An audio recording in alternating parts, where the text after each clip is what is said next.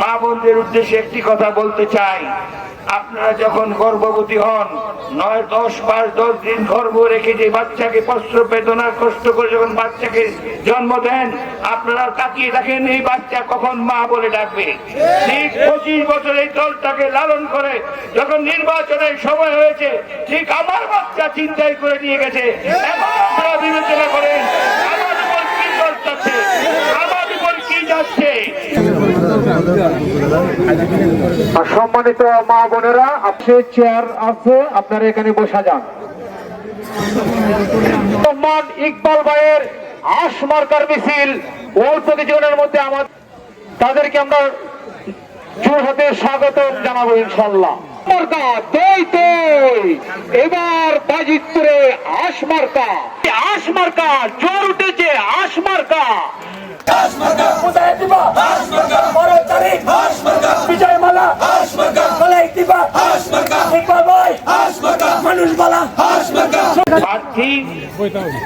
আমি একটা দলের একটা সংগঠনের কর্মী, আমি বাংলাদেশ জাতীয় দল বিএনপির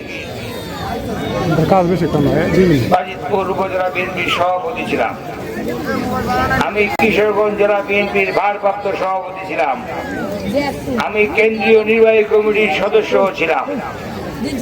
দল আমাকে মনোনয়ন দিয়েছিল, কিন্তু রাতের আধারে ভিন্ন দলের প্রার্থীকে যোগদান করে আমার মনোনয়ন ছিনতাই করে নিয়ে গেছে। যেহেতু ছিনতাই করে নিয়ে গেছে, হৃদয়ে রক্তক্ষরণ হচ্ছিল। সকলের অনুরোধে আজকে আমি স্বতন্ত্র প্রার্থী।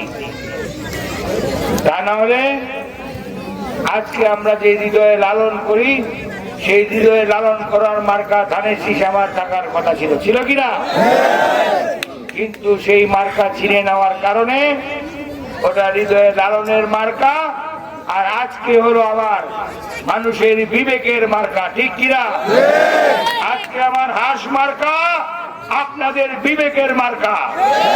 আপনাদের বিবেকের মধ্যে যখন স্পর্শ করেছে, আপনাদের হৃদয়ে যখন আমার কান্না বেজে উঠেছে, আপনাদের হৃদয়ের মাঝে যখন আমার প্রতি দয়া মায়া হয়েছে, তখন আপনারা আমাকে বলেছেন আপনি স্বতন্ত্র নির্বাচন করেন। এই কারণে আজকে আমি প্রতিবাদের ভাষা হিসাবে, প্রতিবাদের কারণে আজকে আমি হাস মার্কা, ঠিক কিনা? অতএব আমি বলবো এটা প্রতিবাদের মার্কা, এটা বিবেকের মার্কা। আমি আপনাদেরকে অনুরোধ করতে চাই, আমি আপনাদের সন্তান, মা বোনদের উদ্দেশ্যে একটি কথা বলতে চাই, আপনারা যখন গর্ভবতী হন 9, 10, 5, 10 দিন গর্ভ রেখে যে বাচ্চাকে প্রসব বেদনা কষ্ট করে যখন বাচ্চাকে জন্ম দেন, আপনারা তাকিয়ে দেখেন এই বাচ্চা কখন মা বলে ডাকবে। ঠিক 25 বছর এই দলটাকে লালন করে যখন নির্বাচনের সময় হয়েছে, ঠিক আমার বাচ্চা চিন্তাই করে নিয়ে গেছে। এখন আপনারা বিবেচনা করেন আমার উপর কি চলছে, আমার উপর কি যাচ্ছে। আমার উপর আমার আত্মচিৎকার আপনারা ছাড়া আর কেউ বুঝবে না।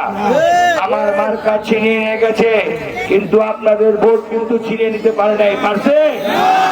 এরকম নিতে পারে নাই, পারছে? সিল নিতে পারে নাই। আপনারা যদি আমাকে ভালোবাসেন, আপনাদের যদি আমার প্রতি মায়া হয়, আমি আজীবন আপনাদের পাশে থেকে আমার রাজনীতি করতে চাই।